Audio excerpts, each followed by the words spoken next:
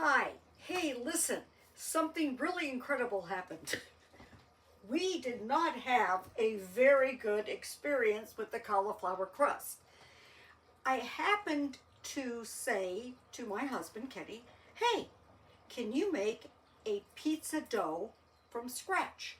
He says, absolutely. He's the bread baker, actually. His whole family were into bread baking and had a bakery. So anyway, I am going to reverse roles. I'm going to videotape Kenny making bread dough for us, and he will explain the recipe. Okay, so hi. So here's the recipe. This is a Martha Stewart Pizza Dough recipe. It's pretty basic, and I've got all the ingredients laid out, but we're going to use 1 packet of yeast, 1 tablespoon of sugar, 1/8 of a cup of olive oil, 2 teaspoons of kosher salt, 2 cups of flour, and 3/4 cup of water. So Annie, if you want to come over here and Okay. this is the ingredients right here. I've got all the measuring cups, I've got the water, I've got the salt, the flour, and the olive oil. And when we come back, I'm going to have all this in a bowl, in a mixing bowl, and I'll show you how I do it. Thank you. All right, Okay. we'll be back. Okay, so I like to make sure that the yeast is working. So what I've done is I've taken 3/4 of a cup of water. I put it in the microwave and I warmed it. You want it to just to a touch. Like if you were feeding a baby, you wouldn't want the water too hot or the milk too hot. So if you put your finger in and it's too hot, then you're going to wreck the yeast. So what I've done is, what I do is, because I make a lot of bread, so I want to make sure that the yeast is going to be active, because yeast does go bad after a while. So what I'm going to do is I'm going to take the sugar, I'm going to mix it into the liquid right here. Okay? Now, the next thing I'm going to do is I'm going to get rid of some of this liquid, but I'm going to leave it for later. But I want to make sure I see the yeast rise. So I've got this packet of Fleischmann's active yeast, right? So that's going to go in here right now. Annie, do you see me pouring that in here? I do, but okay, so you're such a scientist. And so now what I'm going to do is I'm just going to mix it up, right? Yeah.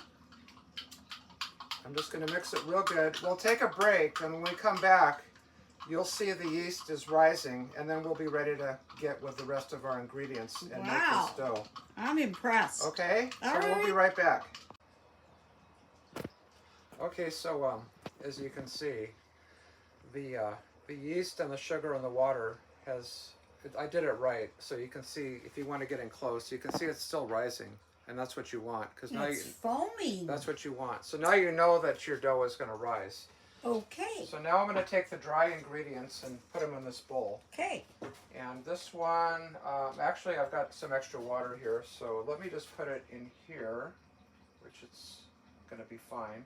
Okay. I'm just going to dry this off real quick. And I'm going to put in our flour, which Those are is... good towels, honey. Okay, so All right. I'm using 2 cups of flour. So this is... that's a 1/4 cup. I just used a 1/4 cup because it's easier to get the spoon in the bag. And there's another 1/4 cup. And then there's another. And I'm not going to put it all in because well, you'll see in a minute, but I'm just going to leave some here because... How come you did 3/4 cups? Why don't you just do Well, 3? because if I had a 1/2 cup, it doesn't fit into the bag, so I just doubled it. But it's the same end result. Okay, before I put this in, I'm supposed to put in 2 teaspoons of salt. So let me get my teaspoon thingy is right here, but it's a little bit wet, so I'm not going to use her good towel. I'll just dry it off over here. Okay, so 2 teaspoons of kosher salt. So there's 1. Mm-hmm. So professional looking. And there's 2. All right. Okay, so now I'm going to mix in the yeast and the water and the olive oil.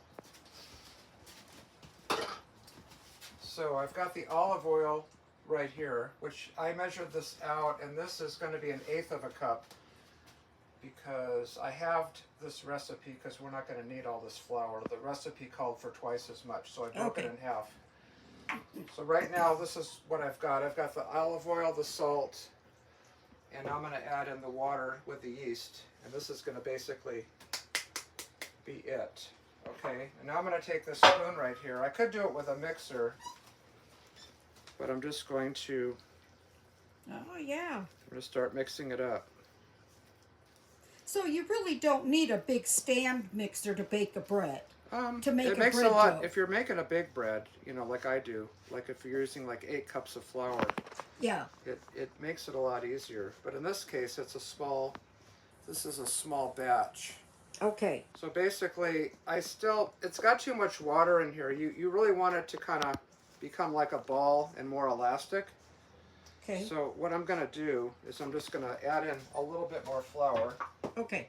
Actually, I've got a little bit more oil here too, so I might as well use it. Okay.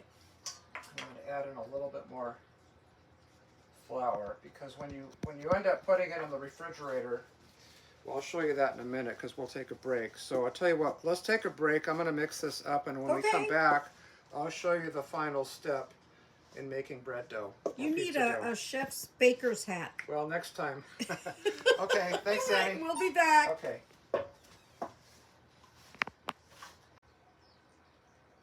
Okay, so anyway, what I've done, Annie, is I've mixed this up, right? I've taken the dough, I added the rest of the flour because you want it to be, you want to kind of have it so you can make it into a ball, and you want to pick up as much of this excess flour as you can. You're never going to get it all, but this is pretty good.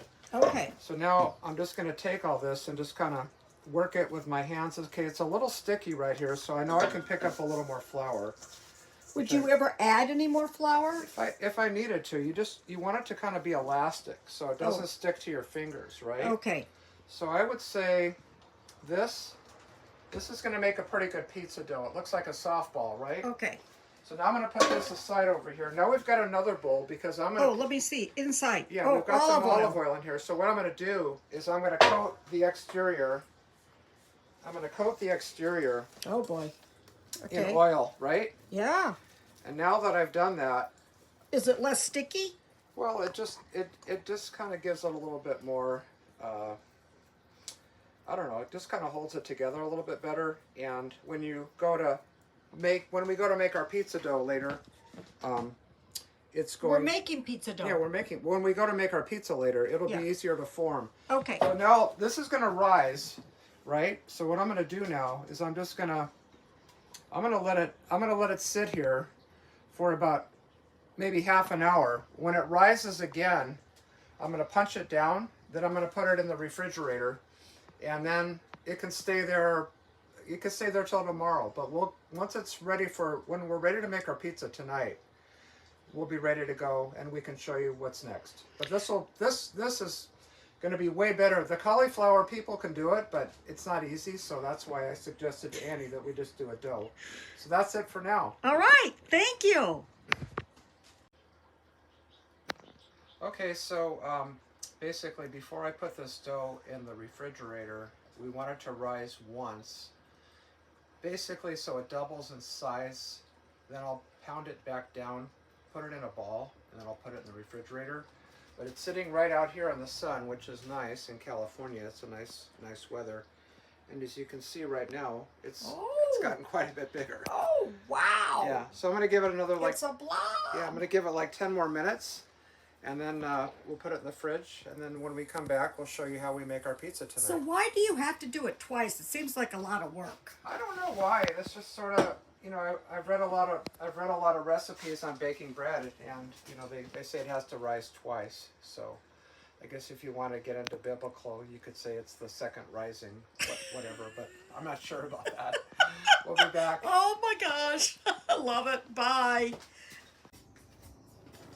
Well, this is Kenny, and he's out right now, but I just want to let you know that working with a flour-based crust for the pizza works really, really good. Believe it or not, I heated up the barbecue with a pizza stone to about 400, and I only cooked it for like 5 minutes. And if you look at the bottom, if you can see the bottom here, I'm just trying to do this with one hand, two hands. Anyway, the bottom looks really good. So when Annie gets back, she's got Luigi at the groomer. When she gets back, I'm going to have her try it, and then she'll let you know what she thinks between this one and the cauliflower crust. Thank you. Go. Hi everybody, this has been the pizza of the not pizzas. It's been a journey. Kenny remade the dough and he redid everything on this pizza. He had to prove that you could make a pizza on the grill. Now, as you can see, no burnt bottom, and I'm going to be the taste tester. Let's see the bottom. No, turn it so you can see the bottom. Then the tops will fall off. No, there you go. Okay, that looks so good. I am going to take a bite to see if it's good. How does it compare to the cauliflower crust compared to a flour crust? Okay. Here we go.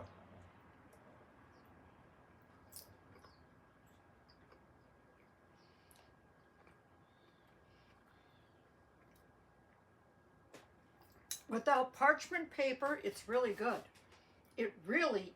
Kenny, you did it! I am so proud of you. Okay, well that's... Please, cook with us in the trailer, and Annie's cooking in the trailer park. And if you don't first succeed, try again. All right.